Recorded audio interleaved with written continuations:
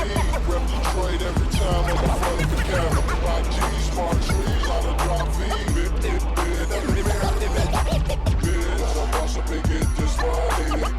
Rep Detroit every time I'm in front of the Lions fans, just want to give you guys the update as it comes. The Lions have announced their moves. 53-man roster is now official.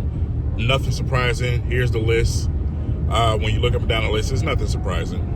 You know, I mean, you see some names on there that perform well during the preseason. Well, that's where it usually happens. You see guys that usually are on the practice squad, and that's trying to make the squad. They make that push. They do well in preseason. But like I said before, besides a couple of guys, we pretty much knew what this roster was going to be. None of these guys perform well enough to outplace the guys that we have on the roster right now. I know you see names like Ukwu and, you know, some of the Betts and some of the guys on the D-line, but let's just be honest about it. They're not better than James Houston. So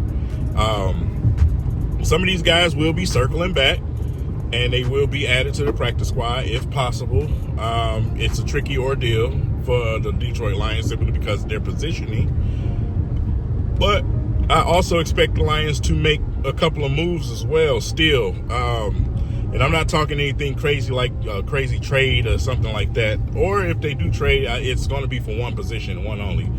And that's wide receiver. There is a plethora, ladies and gentlemen, a plethora of receivers that just became available. And Brad Holmes definitely made it known that they're going to be aggressive to go and try to get somebody, probably a big guy that can snatch a football down for us, man. So they're going to have some options out there, but the thing is, will a team snatch up certain players before we get to them?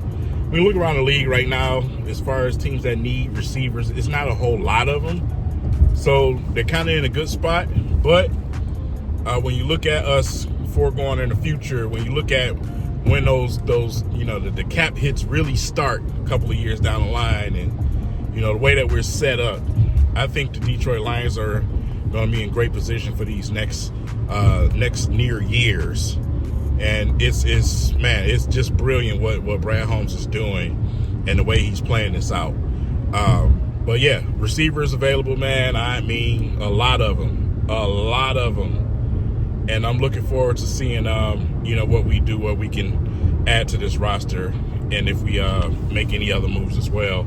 The Detroit Lions are definitely not done, and I expect it to happen rather quickly, because you want to get guys on the roster and start getting them acclimated to the, you know, the offense. And you know, before you know it, it'll be game time. It'll be prime time versus the Rams. You want to see that. A couple of other moves, a couple of other things they announced with, you know, guys like Broderick Martin, Mosley. Those guys are on the reserve list for return. Also O'Connor on the NFI list. So, you know, they announced everything. We'll break that down into detail.